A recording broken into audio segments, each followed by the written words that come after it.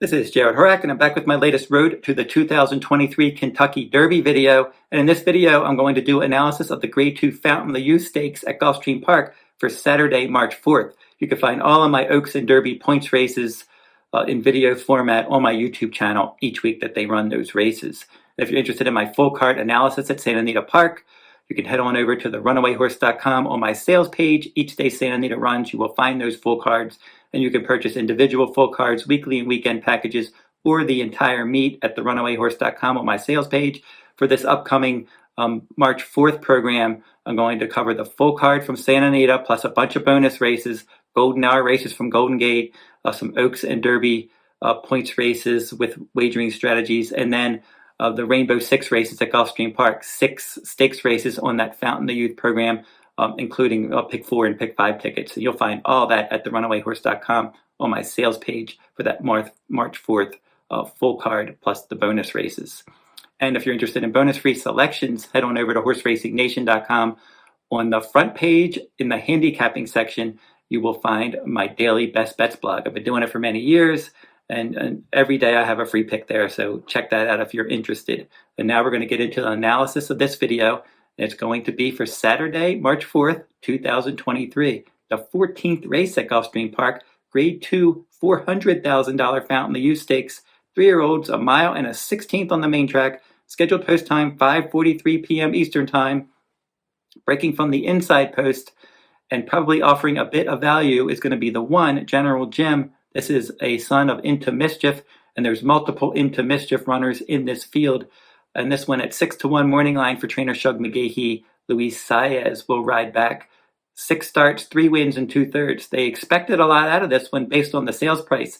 At the 2021 Keeneland September sales, they paid $850,000 for this one, and he began in a 6-furlong sprint at Saratoga last summer. He was 3rd in a 9-horse field, a decent, even effort there. Stretched out and moved to turf at a mile and a 16th at Saratoga second time out, and he stalked and broke his maiden. He won an entry-level allowance race at a mile and a 16th on turf at Keeneland last fall by 3 lengths.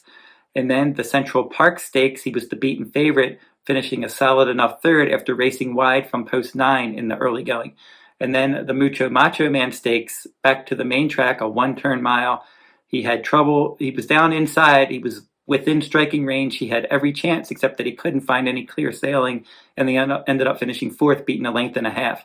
They put blinkers on last time in the Grade 3 Swale at 7 furlongs, and he was very good there. From the inside post, he stalked inside. He came after the long time later. He was able to get past that one in the late going and win comfortably by a length, and it was 11 lengths clear to the show finisher, and he earned his best career speed rating.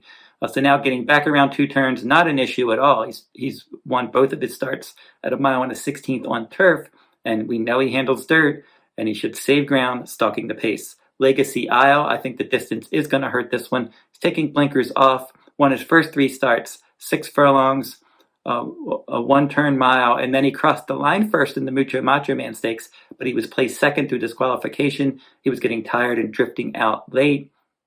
The Holy Bull last time, he stalked, he led, he finished 4th, beaten 7 lengths. I just don't think this added ground really does him any favors. I think shorter is better for him. Probably 7 furlongs or shorter is especially good, but we know he can handle a 1-turn mile. But 2 turns against this kind of company, I think he's up against it. He'll probably be forwardly placed. Shadow Dragon has a wicked late kick. Army Mule is the sire, and this one kicks like a mule. And Bill Mott is the trainer. Jose Ortiz will ride back. He rode last time. He came from nowhere in his debut. He was 14 lengths back in a 6-furlong race at Aqueduct against New York bred company, and he came storming home to win by 3/4 of a length. His second start in the Sleepy Hollow didn't really get any pace help. He was wide. He was up much closer than he usually is, and he was 6th, beaten 15 lengths.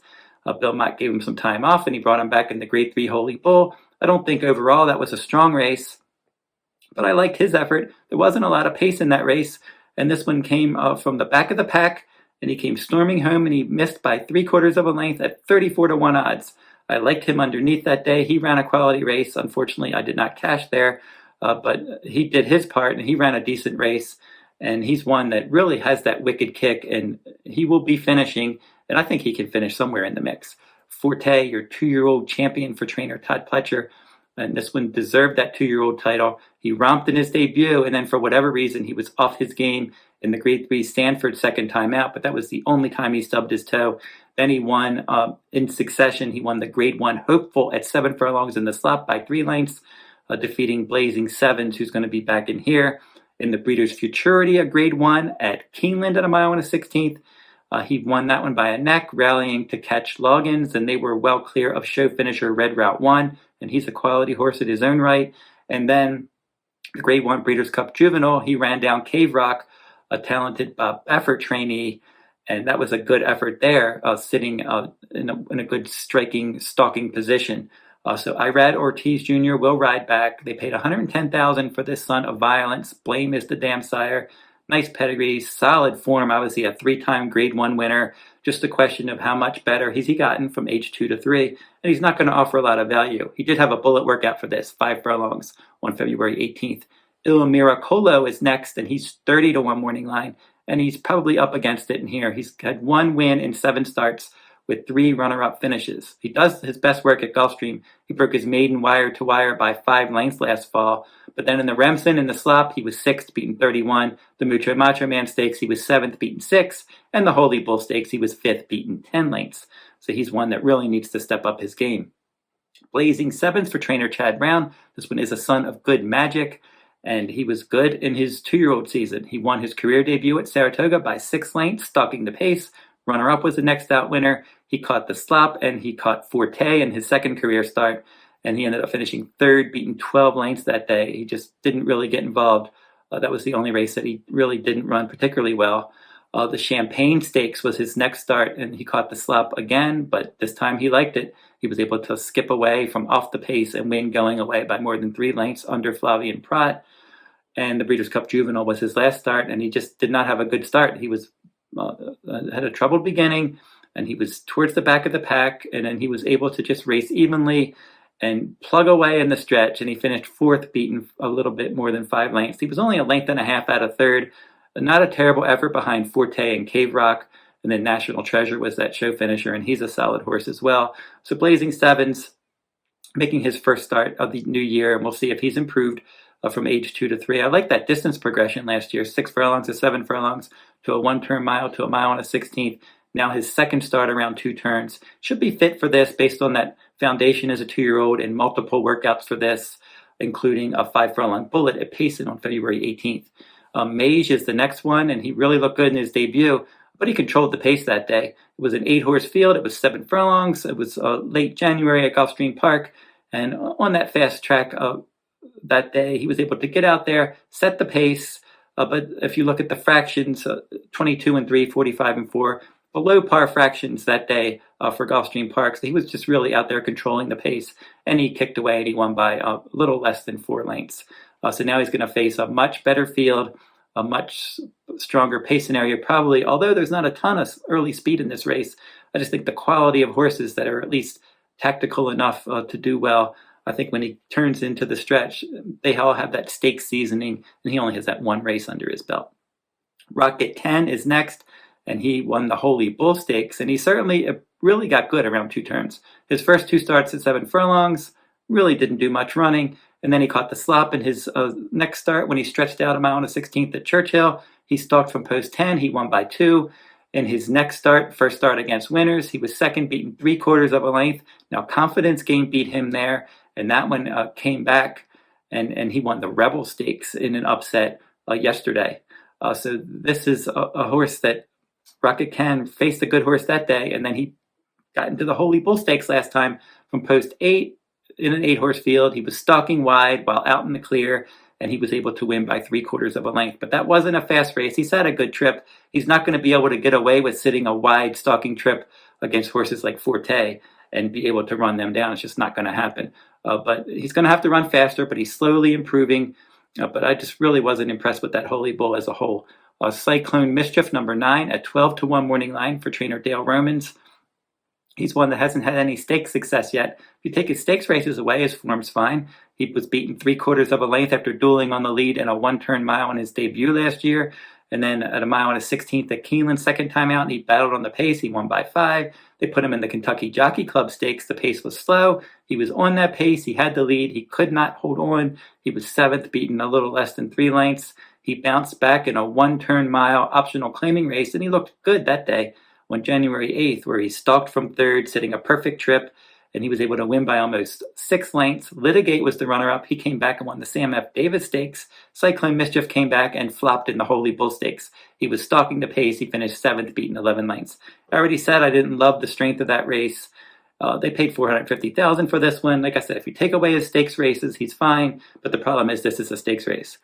Number 10, Dangerous Ride, is one that's going to have to break from the far outside post here as a 30-1 outsider. And he's 3 for 9 overall. And he exits a victory going wire to wire at 7 furlongs against Optional Claiming Company. His speed rating was the best of his career that day, but he's going to have to run much faster against much better company, and the post position certainly is no bargain for this one. So obviously Forte is the one to beat. I think a lot of people are going to pick Forte. If they don't pick Forte, they're probably going to pick Blazing Sevens. I'm not picking either of those horses. I'm going to go with General Jim for trainer Shug McGahee. I just like that improvement with blinkers. I already know he can handle 2 turns. I just think he's going to offer value. He's a graded stakes winner. He's going to save ground stalking the pace. And if he's good enough, we'll find out. I don't know if he's this good, but we're going to find out. I'm not concerned about the distance. I think he's going to sit a decent trip, and he's going to offer value. So number 1, General Jim is going to be my top choice in the Fountain of Youth Stakes. I like Blazing Sevens and Forte as well. And I'm going to play, here's how I'll play this race. I'll make a win wager on the 1. General Jim. I'll play an exacta. I'll put the 1 and 6, General Jim and Blazing Sevens on top. I'll add Forte in second in that exacta. That's 1-6 with the 1-4-6. And then I'm going to play a trifecta. I'm going to use the 1, 4, and 6 in first and second. That's General Jim, Forte, and Blazing Sevens. And I'm going to key 1 horse in third, and that horse is Shadow Dragon for trainer Bill Mott. I just think of all the horses in the Holy Bull, I thought his effort was solid, coming from off the pace in a race that didn't have a lot of pace. And he really likes to kick in the end. And I think he can rally and maybe get a share. Bill Mott doesn't just throw these horses in these races if he doesn't think he has a shot. So don't forget to like, subscribe, and comment if you like this content.